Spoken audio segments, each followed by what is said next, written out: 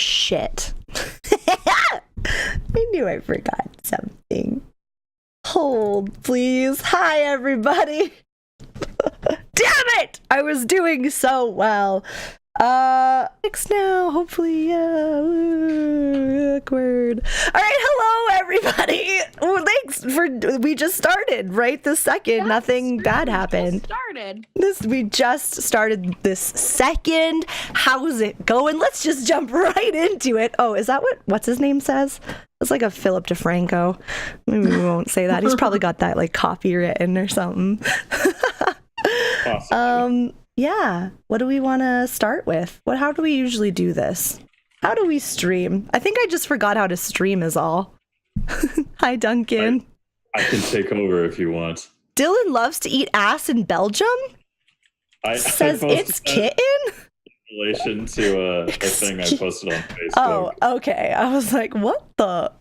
I told people to just use that code phrase to show that they're here to support the broadcast. Gotcha. Okay. Well, thank you for supporting us. And I'm sure Dylan loves to eat ass anywhere. Doesn't matter like what geographical location. All right, Dylan, you take. All right, you want me to take over then? Yes, please. All right. Welcome, viewers, to the final episode of Chapter 1 of Minkles and Dragons. We are going to be rounding out Chapter 1's narrative here, kind of exploring a final encounter with what has been causing all the problems in the city thus far. For those of you who may be new joining us, what has happened in the story so far is our heroes are on a moving city by the name of Edders. It goes north to mine rare resources and minerals every year. And then return south before the magically infused, devastating northern winds can kind of push a horrible, like, killer blizzard south on them. So, but unfortunately, for some reason, the city isn't able to move.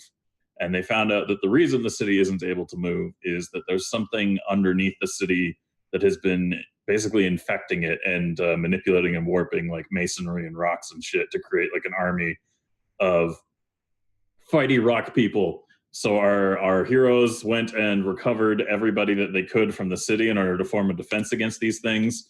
And then in the last episode, just when they were about to basically get turned into paste, they found out that through the magic of song, these rock creatures, or rather just music in general, these rock creatures lose their stability and become basically hard to control. So they all fell apart.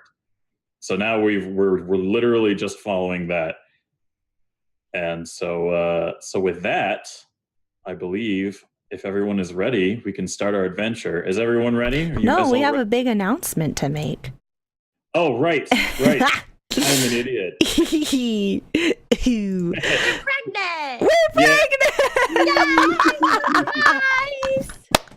We're gonna have a Minkles and Dragons baby. Oh my god! They're coming, guys. Don't worry. Do you want to announce, Dylan? Sure, I can do that. And technically, we have had a baby of sorts, and that baby is a big hole that you can throw your money into by the name of Patreon. We now have a Patreon up for Minkles and Dragons. So for this project, we have a Patreon that is available for people to go to.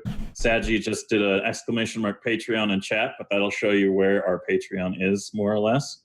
And if you guys like what we've been doing so far and want to see us continue and see us be able to put in more effort with, like, higher quality art resources or like better sound stuff or like just even more intense content, we need financial support because everything in regards to that stuff requires money. So we're hoping that any of you who feel like you love this stuff so much that you want to see it continue will walk on over to that Patreon, digitally walk onto it. I mean, you don't have to physically approach their offices. And just go ahead and be like, hey, internet, you could take my money to make sure this keeps happening. And then Patreon will go, yes, give your money to me. Oh. And then every month it'll go, here is the money for you. And we'll go, be like, thanks. we'll gargle it in our mouths, and it'll be great. Yeah. Yeet! So that's really cool. There's a bunch of different tiers and stuff. Sure. Yes, we are the baby birds for sure. Yeah, okay. And then so there's a bunch of different tiers. We will add more rewards depending on like what goals we hit, right? So right now the rewards won't remain the same if we get more like money each month. And then also we have a Twitter now. If you do !Twitter, it shows my Twitter and the Minkles and Dragons Twitter. Please go drop that a follow. That's where we'll be like posting much more stuff about Minkles and Dragons rather than just on my Twitter alone. Yeah, I think that's it. I think that's it. Am I missing anything? I don't know if I'm missing anything. All these episodes are up on YouTube. What was my command for that? M&D YouTube. MD YouTube. So there's a playlist. Oh, that's awkward. Oh, okay. Minklebot. What? Okay. Well, anyway, there's the playlist. I don't know why Minklebot decided that it should be 2 messages. It literally just said that, like, you can just find it on YouTube. I know, I was like, ... waiting for it. But yeah, so that is the playlist there. Episode 1, 2, and 3 are on there. Just edit out the breaks and a couple of things I go through and just take out. That's not, like, important to the story and stuff. Okay, yeah, I'm good. I'm done talking. All right, fair enough. Yeah, so last quick summary of what we just said there. We have a Patreon now. We'd love it if you support us. There's a Twitter going for this project now, and you can find all the episodes of our previous broadcasts on YouTube and through Dara's VODs. So we have a patron. We have a patron already? Oh my God, what? It says we have a patron. Whoever that was, thank you. Thank you very much. Mine heart. Our first patron. Oh, it's Zach. Oh my gosh, Zachariah. Zach, thank you very much for your patronage. Thank you, Zach. We really appreciate that. And Tobias, thank you for that follow. Welcome. Just a reminder as well before we really get into it. We're not gonna be really interacting with the chat a whole lot. We're gonna be typing here and there, just responding to you guys. But this is a very story driven game, and we want to be paying as much attention to that as we possibly can. So if I miss something you say, if you're targeting me directly, don't be upset if I don't respond. It's simply because for this specific stream, we're not going to be focused too much on chat. There are going to be opportunities, I believe, in this episode. Will there be, Dylan, for voting? Oh, right. I should probably cover that too. Yes. Before we. So essentially, when you guys are watching this live, so to those of you who might be watching the VOD, or if this gets edited out, whatever the hell, you, when watching live, can vote on the stream for things to essentially happen during the game. So you have the ability to warp and influence the fates as we play. We had a vote at the end of last session that I actually didn't get a chance to resolve because we ran out of time, but it will be resolved. The vote that everyone voted for related to the door will resolve now in this session as we play. And then as you guys are watching and playing, I already have the first vote up for something to happen. They're intentionally vague because you don't know exactly what's going to happen during them. But if you look at Dara's stream right now, there's a box you can find that essentially lets you vote on the poll. And you can pick your voting options right now, and it'll resolve at some point in the story. And I will generally allude to this being what is related to the poll that you guys basically voted on. Now be careful, I am a little... Last session, one of the votes you guys could have made, literally, if you had voted a different way, could have cost someone their life. So be careful about thinking about your votes, because sometimes if a vote goes a certain way, it might kill somebody. So just something to keep in mind. Anyways. One other thing, sorry. We also have Better TTV emotes available. If you don't know what that is, you can get it in the Chrome extensions here. We have the Worsey Crit, Crit Fail, and Crit Lucky, all available to use. If you do have that installed, then you will be able to see those lovely emotes and use them. Oh, and a host from SK! What the? Hello, SBB! Thank you so much for that host. How was Transference? Did you love it? Did you absolutely love it? Guys, make sure you go drop a follow on silenced_night. He is bae. We love him. Go give him some love, too. Go give him some love. Sorry. Okay. And that's it. All right. So, now that we've covered literally all of that stuff, and to those of you just joining with SK's host, just a quick reminder, we just announced we have a Patreon up for this project. So if anyone who has been watching us or is just joining us is like, yeah, I love D&D projects. I want to make sure you have all the money you need in order to keep doing it and not get sold into slavery in Southeast Asia, then please go ahead and just, throw your money at us through our Patreon, and we will love you forever and ever. Anyways, moving onwards, is everybody ready for some Minkles and Dragons? Hell mother flippin' yeah. Let's get some hypes in the chat. Let's do the thing. I'm ready. My body's ready. Can we get some hype in the chat for the start of our fourth adventure, the fourth episode, the final episode of Chapter 1? Yeah. Exclamation mark hype. Yes, let's go. Oh, sorry, Athane's not ready. We need to wait 10 minutes. Oh, shit. Okay. Man. Anybody have another story? Did you ever finish your story about an elf with wooden legs? No, but it's fine. It's probably not appropriate. Anyways. Kaz, thank you for 50 months in a row. I appreciate you. Yes, thank you very much for the subscription to Dara's channel, Kazington. All right, I think we have sufficient hype enough to get this adventure started. Okay. Oh, Kazington. No, it's officially Kazington now. I am Lord Kazington. Let's go to Kensington and hang out with Kazington, please.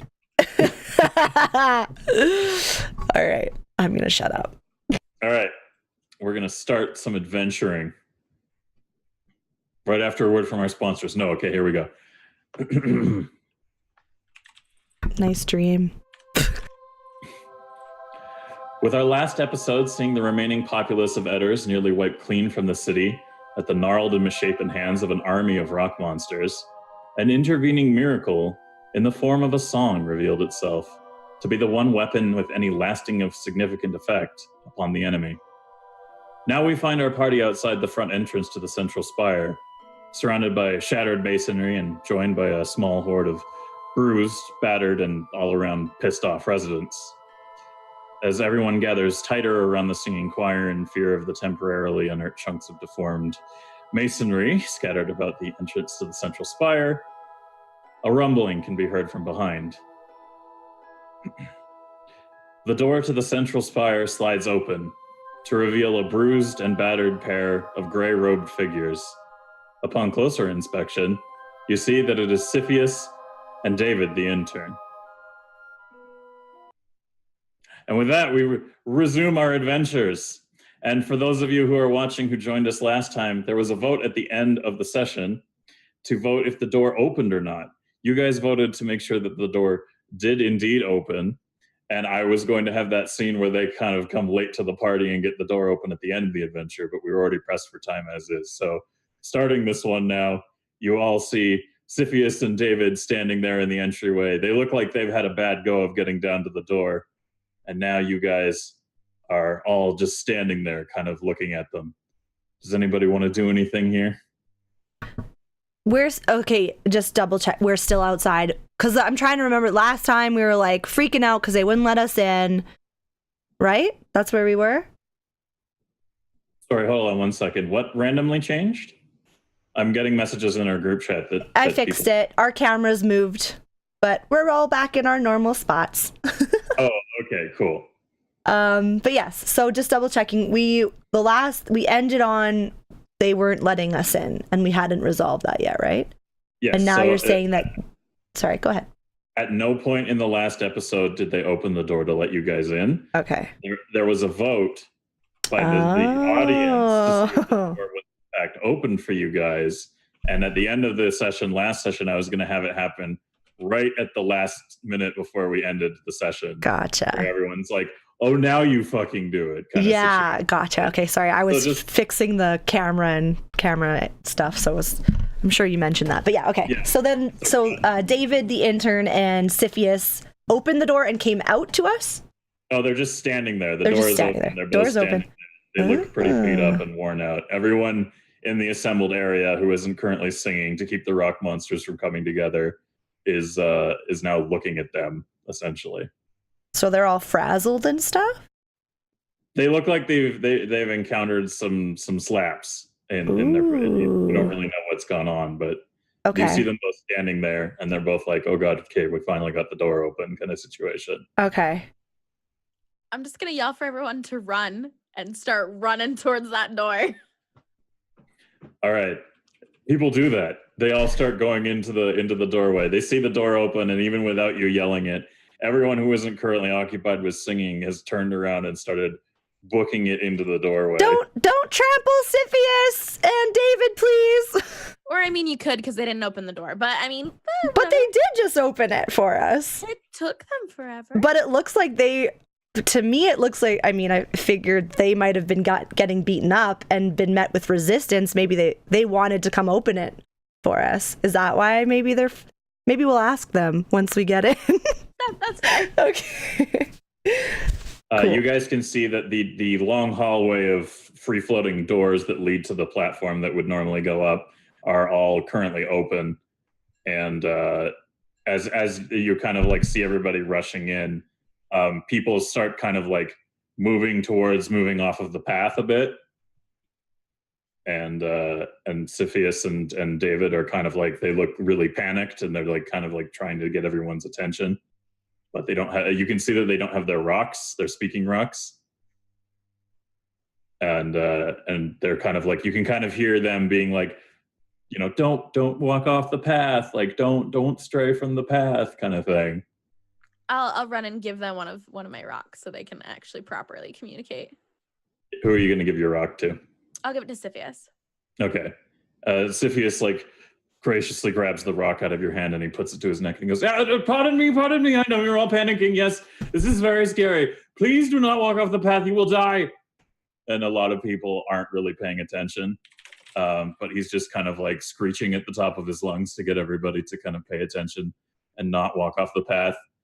And just as one of the people who are part of the group that was essentially like a choir group goes to set foot off of the path, he's intercepted just at the last minute by Codcar, the big Minotaur kind of blacksmith that we encountered in the second episode, and he grabs the guy by the back of his neck before he walks off the path, and he throws him into the pathway.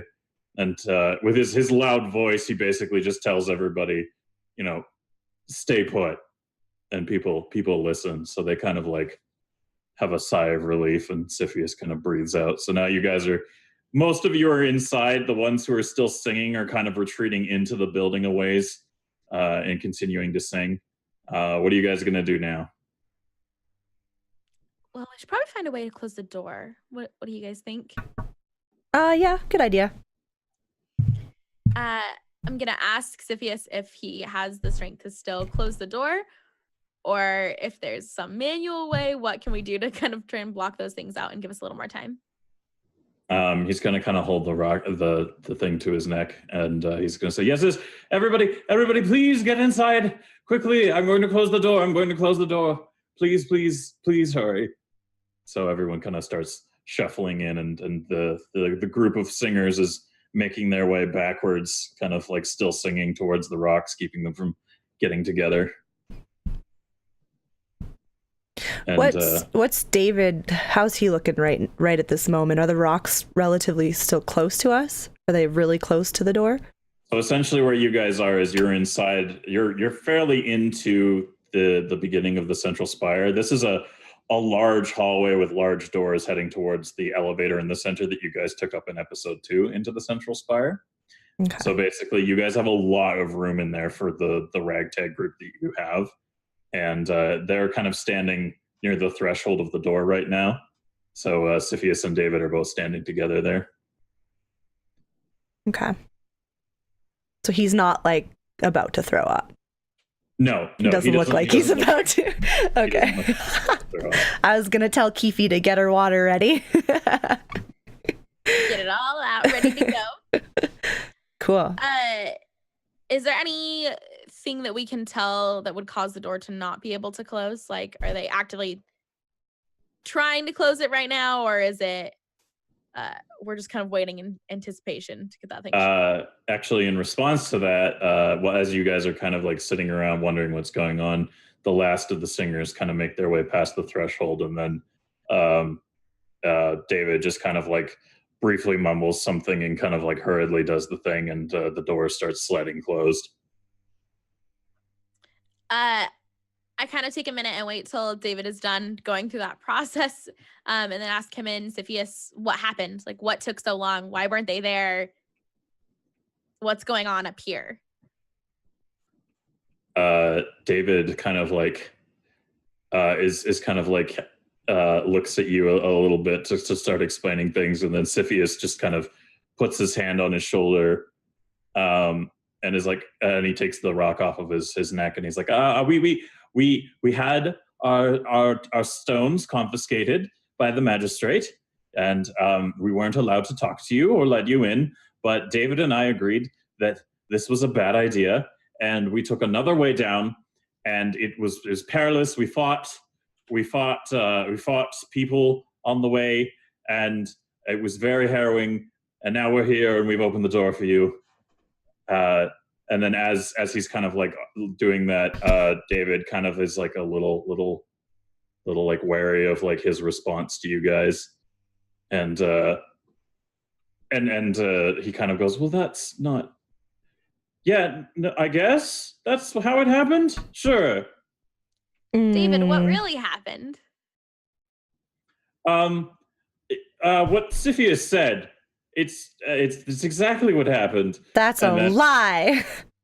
As you guys are sitting there, kind of dealing with that, the Minotaur walks up behind David, and he picks David up by the back of his robe and just looks at him, and here we're gonna see. For a second, I just need to update the poll real quick on the stream to see where it's at. Cool. And that was a feint because this isn't that situation. I just want to check the numbers. And he looks at David, and he doesn't say a word. And David, like wide eyes, goes, "We fell down the stairs." They fell down the stairs? He fell down the stairs. They fell down the stairs. Likely story. And, did you throw up as well? That would make it more believable. Siphius puts a hand on his face, and it's obvious that was indeed what happened, and he explains to you all that they had taken a back way only known to stone singers in the building to get to the central bottom of the area. And in the process of doing so, David, in all of his awe at this place he had never been shown before, tripped them both up, and they tumbled roughly 4 stories of spiral staircase downwards. Solid. In a rather comedic kind of like slapstick moment. Amazing. And that is why it took them so long to get to the door to open it and let you guys in. Oh, okay. I guess I'm less mad now. Yeah, well, thank you guys for finally opening it. I don't know if we would have been able to make it. And the singers, I walk over to I don't know, is it the main lizard person, right? Name I can't say. They're the leader of the singer people, right? Yeah, I walk over. The only people who you saw when you guys came in were Siphius and David. Wait, the Nobody singer. else. Oh, they're not in with us? No, you're in the main hallway that leads to the elevator that leads to the rest of the central spire. David and Siphius are the only people in this hallway right now, aside from everyone who was outside who just came in. Okay. Okay. I thought the singer people would be with us because weren't they the ones that sang "Away the Rocks"? No, that was the choir and the weird like raptor. Yeah, the raptor person. Yeah, no, we're talking about the laptor. Yeah, sorry, I called it a lizard person. They aren't stone singers. They just literally sang like holy. Yeah, that's holy what I stuff. said. The singers. I was going to thank them for. Oh, I thought you meant the stone for literally quite literally saving us there. Like they're the heroes right now. So I just wanted to go over and thank them for what they had done and being on top of that. So the door kind of closes behind the last of you guys, and you can feel it kind of sealing shut. And the raptor priest and its little choir group are kind of like, they kind of stop their singing and I'll take a breath because they've been doing it for a while now. One could almost say they've been singing for a week. And they're kind of like all they'll kind of ease off, and you walk over to kind of give thanks to the priest, the raptor priest kind of like turns its head to you, like, you know, like quizzically. I could just picture it so well. Velociraptor. Bird raptor. That's all they do? Just looks at me? Doesn't say it's anything. not really saying anything. Okay. I'm gonna just take a couple steps back. Oh, You're- really? Okay. Maybe I'll try. Okay. You try singing your thank you.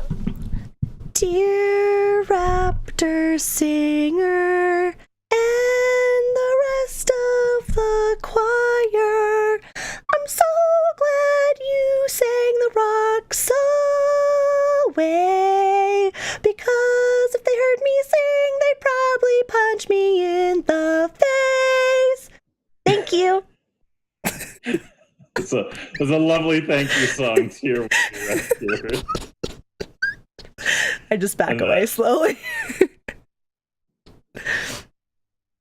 And then the raptor kind of like furiously nods its head and then just goes like, yes! Oh, Jesus. And everyone is kind of like awkwardly like, why did she do that? But thank you. Like, I'm nodding to each other and like, yeah, all right, neat. So there you go. You thank them for saving your life. Thought it was appropriate. Yes! I kind of walk up to Siphius and David and ask why they didn't want to let us in. Like, why did they confiscate their stones? What was their reason? Siphius kind of looks at you and he goes, well, the magistrate, he didn't want anyone getting into the spire and potentially letting the monsters in. He figured if you guys were going to form any good defense whatsoever, it would be better that you did it outside where the defenses of our inner building weren't compromised, more or less. However, it seems that my insistences that they could simply go through rock as if it was like a thick gelatin didn't faze him much. But we thought, David and I, we thought, this is a bad idea. They're going to die, and then we're going to die. We need to work together. So we figured we'd come down here and let you in. And that's when I've tripped over David, and we fell. But we're here now. Oh, it would have been a waste. Oh, sorry. Go ahead. No, you go. I was going to say, it would have been a waste of all that time trying to gather people outside and get a huge army if you guys wouldn't let us in. So glad we're here. Thanks. Thanks for opening the door. And I'm glad you didn't get hurt falling down the stairs. That too. Yeah. Yeah, I guess. You guys did open the door. You fell. I should have expected it. At this point. So as that essentially happens, everyone kind of starts gathering together to start heading further into the hallway, and Siphius quickly kind of like puts the borrowed stone to his neck and goes, yes, please make sure you don't stray off the path. If you look to your left some ways down the road, you'll see a burnt and charred skeleton there. that's a good example as to why you shouldn't be straying off the path. Yes, we'll all get to the elevator, and hopefully we can all get up there without any issue. So the whole group kind of starts migrating through the hallways towards the center area where that surface that goes up into the ceiling is. Is there anything you guys want to do or say before you reach that area? I'm good. I'm good railing on them for falling down the stairs. They've had enough teasing. I'm just salty they didn't let us in, but they did it eventually, so we're good. So as you guys are kind of doing that, you also notice that Prue, who had been there during the fight the whole time, you just didn't see her. She's totally there, guys. She comes up jogging beside you guys and kind of joins the line. And that was a wicked fight, guys. Well done, everyone. Yeah. Hey, Prue, how's it going? Do you still have that? Do you still have some wine? Some leftover wine? You know what? I might actually. Let me check while we're head. I'll just check. Yeah, while we're going up, like, I would just love to have a little swiggity swooty. Yeah, no, I definitely do. Oh, perfect. Thank you so much. Thank you. Anybody else? I'll have some. Oh, Keefy, it's so good. Here you go. Wait. Oh, wait. Sorry. Yes. Okay. Are you gonna share with Laszlo? I would not like to partake in this. All right. No, you don't want any of my purse wine? No, I'm just trying to catch my breath. It's been aging quite well, I gotta say. It's better than 2 weeks ago when you were here. Thank you. The inside of my purse does that to alcohol. Yeah. Oh, yeah. Are you gonna give any to your gnome feet? Of course. I need a little wine.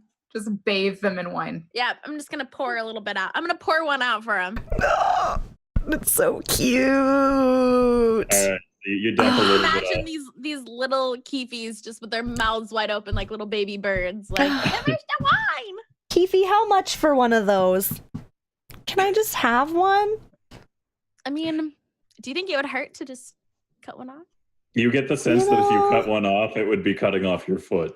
Oh, then I'll probably keep them. Okay, that's fair. I just had to ask. They're just too darn cute, All right, fair enough. So as you guys are sharing some purse wine and walking your way towards the elevator kind of starts descending ascending without anybody on it.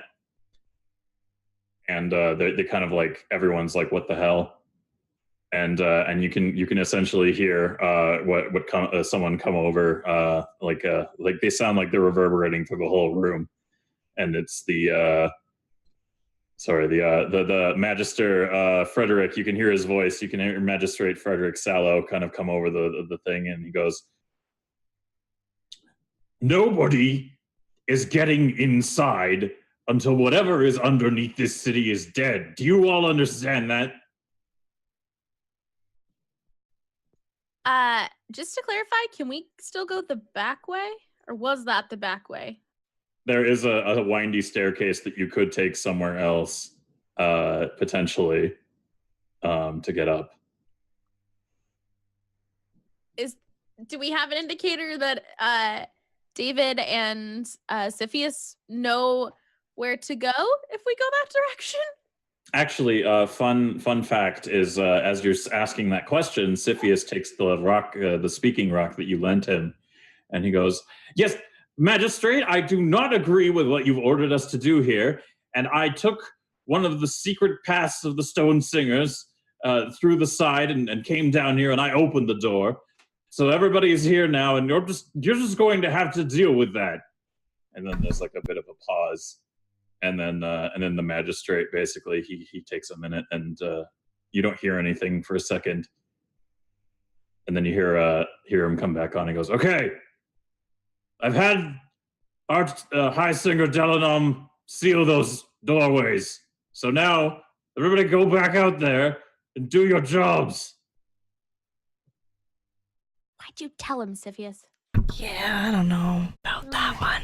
I I have mean, something that was to say, badass, but Magistrate. Okay, what is that? I clearly have no more sway. But what we can all do is allow those monsters to march right up into your office. If you do not start acting like a proper authority in this city, money and power mean nothing without us, without the people of this city. And we will allow them to destroy you if you do not act right. There's Snaps for Laszlo. Snaps for Laszlo.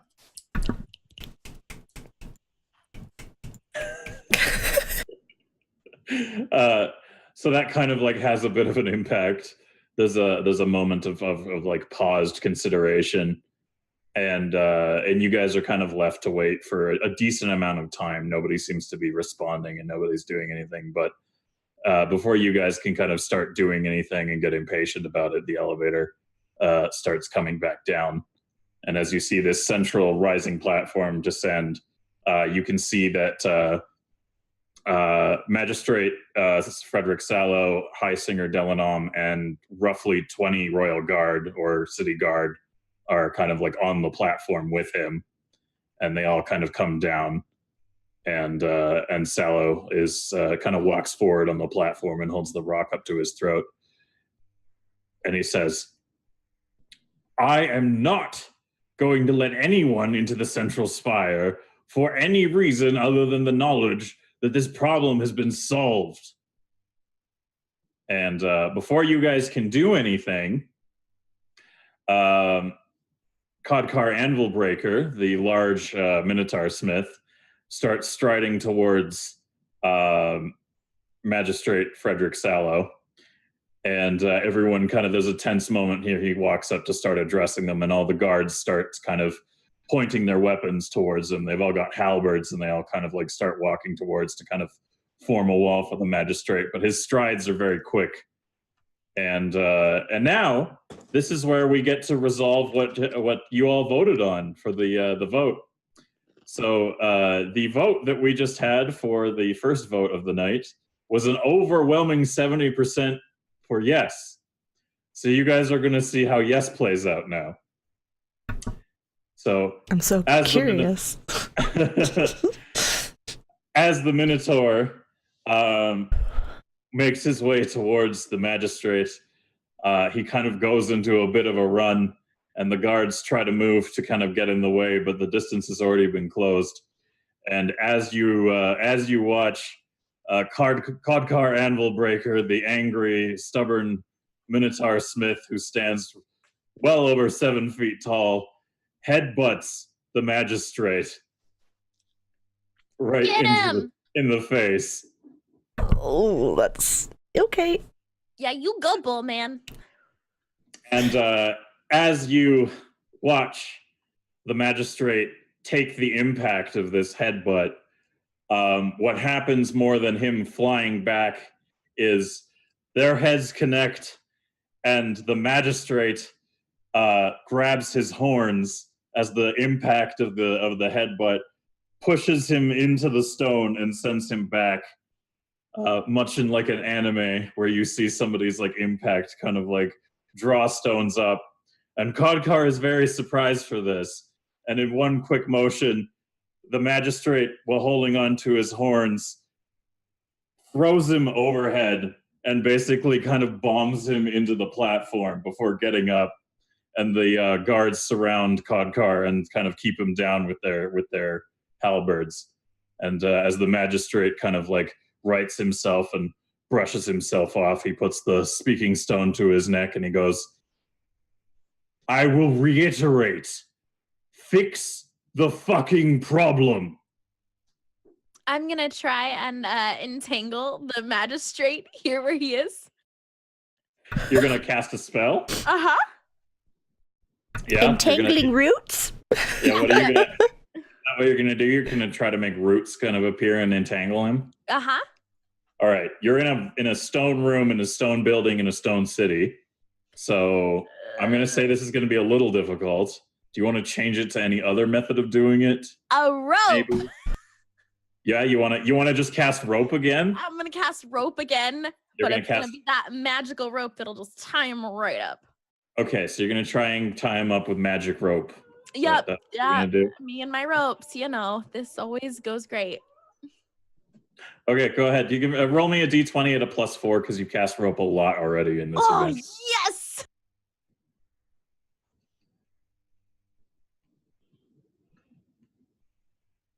Oh, nice. Do I rope him?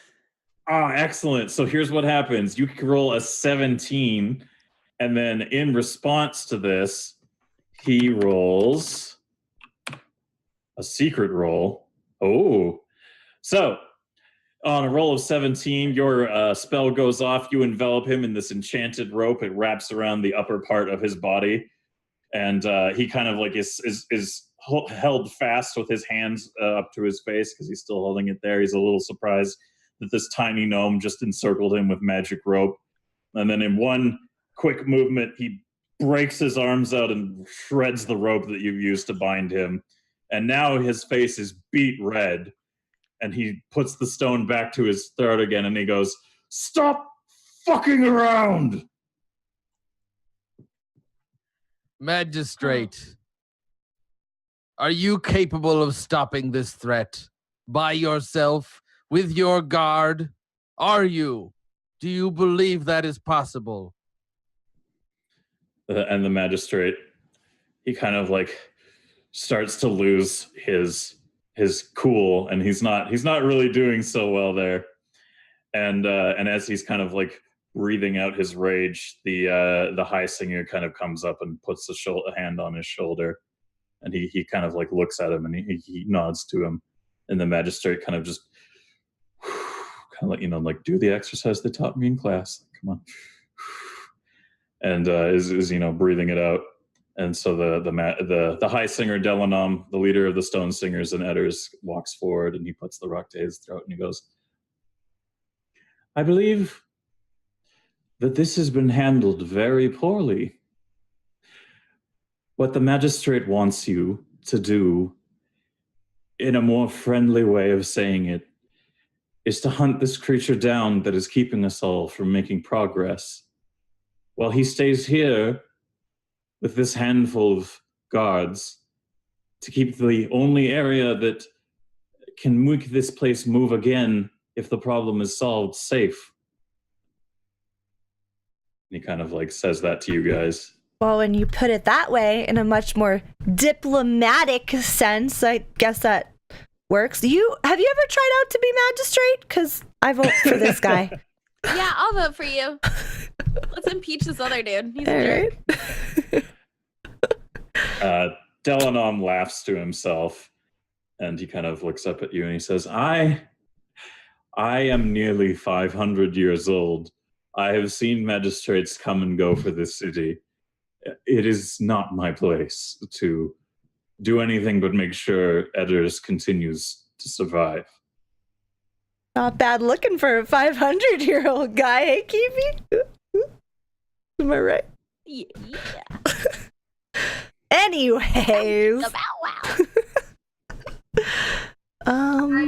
I would suggest that should you want us to go back into that city and try and discover what it is that's slowing us down, having a horde of the peasantry with us would not speed that up, nor would it help us. And I would humbly request that you accept these people that you agreed to save into the sanctity of the center of this city while we venture back out if that's what you need us to do.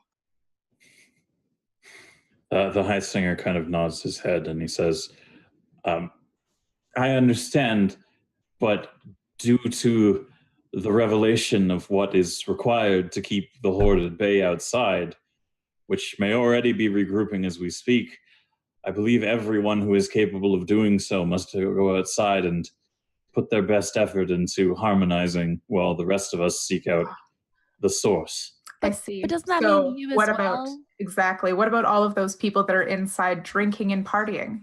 Yeah. Yeah, it sounds like they could really help too, If we're going to throw fodder at this problem, perhaps we could throw expensive fodder at this problem. Yeah, like you, Prue. I like you. Right? That's what I'm saying. Elanom kind of chuckles, and he kind of he nods to you guys, and he goes, "I would like nothing more than to have the people who have been invading the space of my singers for the last month to leave this space. Unfortunately, they're not going to agree to this, and I think you all understand that this is going to be a difficult argument to make while we have very little time left before the snows take us all." Can we make them with brute force? Come on. Or fire. There's always fire. They're just Or- rich, fancy folk. or- They can't fight us. Certainly not. And in a more strategic sense, if the thing that we're going to do here is leave so that we can die in order to save you, I'm not feeling super excited about leaving this spot right here that's safe at any time in the near future. For any reason, really. As you guys are kind of like having this argument, you see that Dalwyn Digbeard, your dwarven companion, has already kind of turned around and started stalking his way back to the doorway to leave the area. And as he's doing so, a couple of the smiths who are there with Codcar kind of like nod and grab a couple of the people who were in the choir and start hauling their asses with them over to the doorway. And as they're kind of like all walking away, the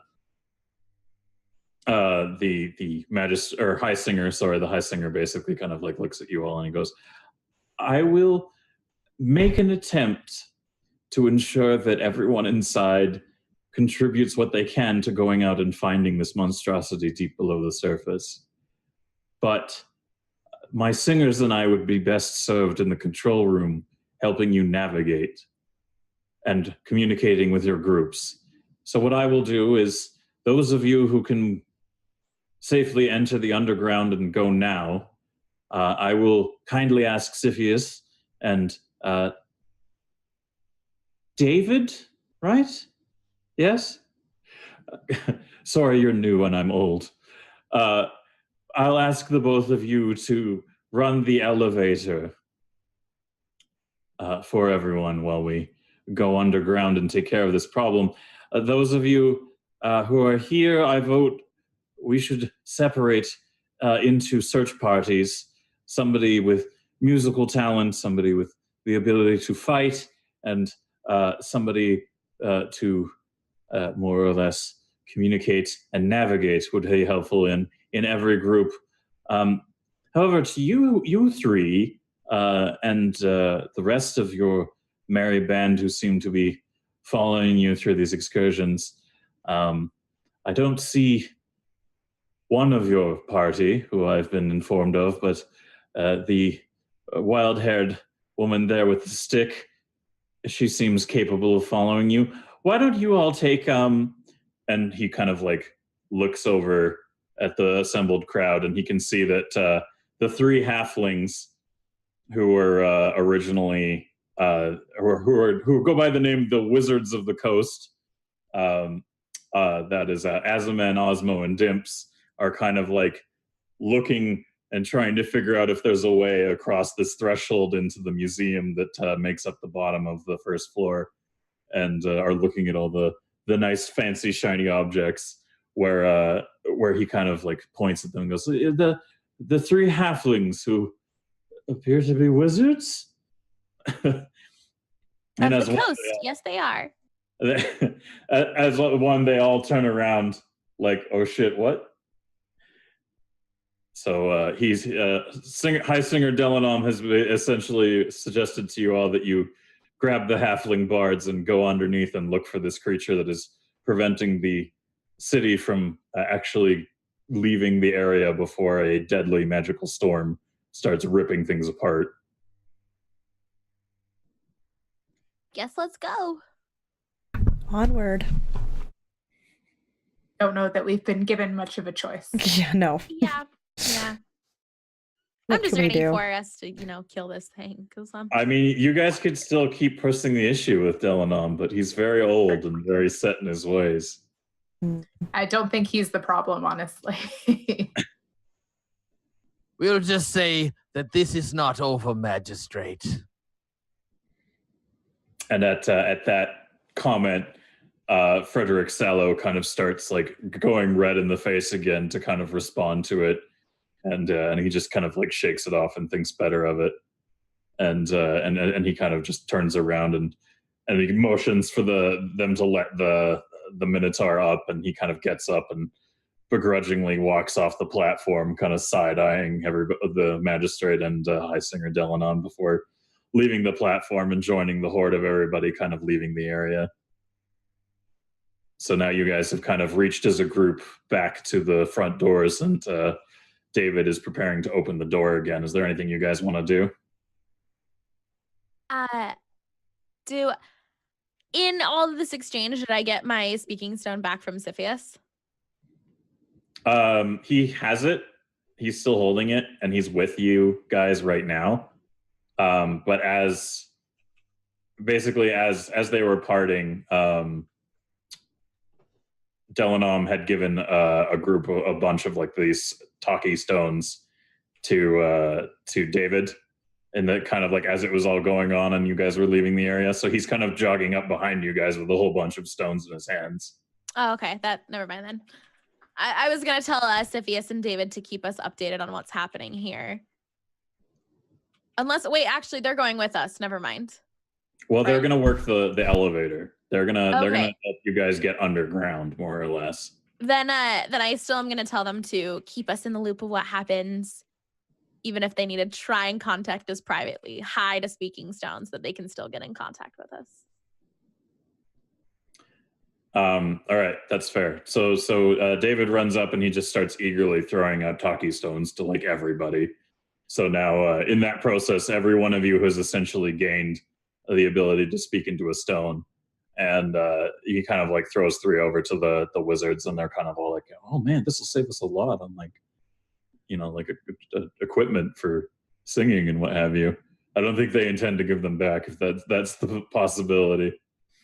So now that everyone has talkie stones and this whole big group of rabble is now ready to leave, is there anything you guys want to mention or do before the door opens? I'm gonna just like quietly open up my satchel and take the last of my elvish friendship brownie and take a couple nibbles of it.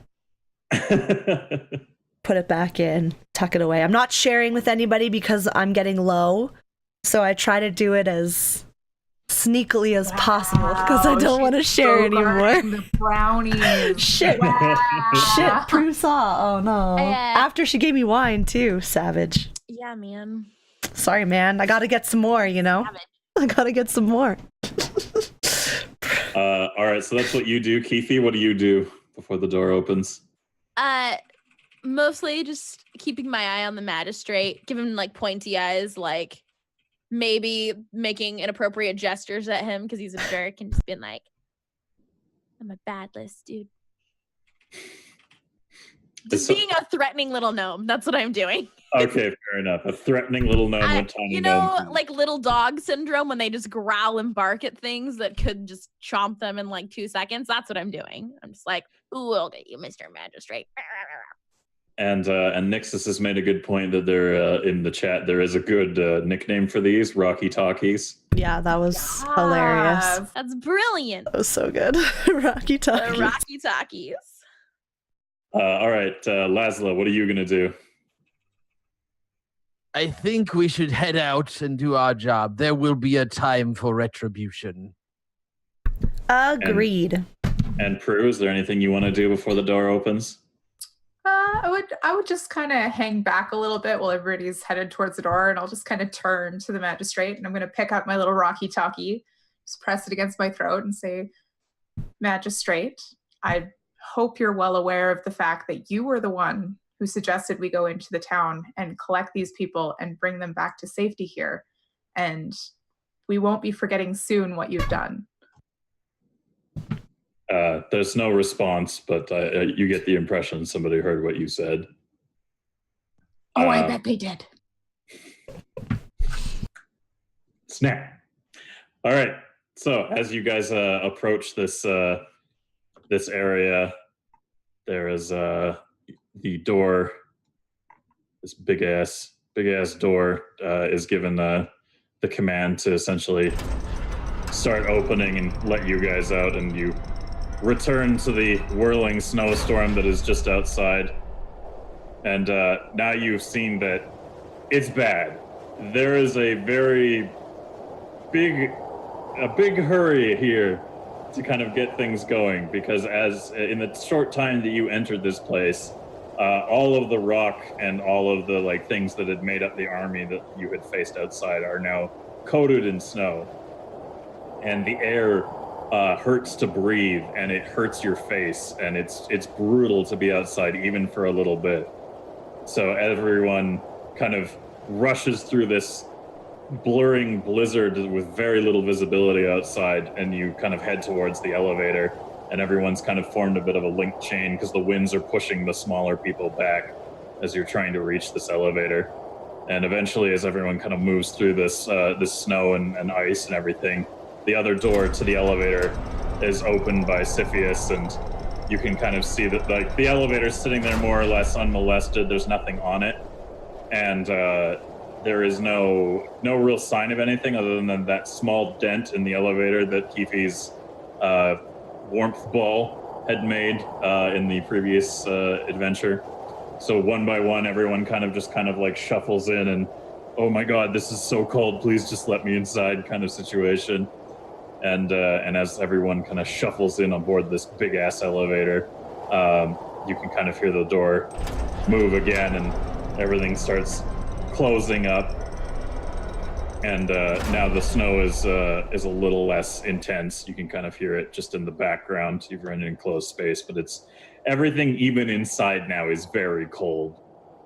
You can get a sense that the weather is here that everyone has been fearing, and the longer things take, the more in peril your lives are. So now we are aboard the elevator, headed to the access. And what I'm going to do is, just for convenience sake, if everyone can look at the map, you go from the central spire whoop, to central access. That was a quick trip. Yeah, now you get, well, it wasn't a very quick trip. I just narratively, I could have made it go on for 20 minutes if you wanted. No, we're good. It was a very quick trip. Rip at your flesh as the horrific coldness tears at your very body. But no, we're here. We're here now. We're on the elevator. Everyone's cold. They don't want to go back out there again anytime soon. It was a really short trip, but in that short time, you feel like if you had stayed out there all that much longer, somebody could have started dying from like hypothermia real fucking quick. So now this freezing, horrific nightmare of a snowstorm outside is raging. You guys are on the elevator. Anything you want to do now that you're on the elevator? Let's start with Kip. Can I light my torch in hopes that it gives off a little bit of warmth? Yeah, do I still have a torch? Yeah. You sure do. Okay. I don't have to roll to like turn it on or anything. Only that's just Keefe, right? When she's trying to do magical like torch. Which that's what I was gonna do too, is create a little bit of heat like I did last time. Yeah, well, yeah, I think you want to do that again, eh? Yeah, I'm gonna also tell like Laszlo and Prue if they do have a torch, if they could light theirs as well, just so that we could create as much warmth as we can. Is that what you guys are gonna do? Are you gonna also? How many torches do we have?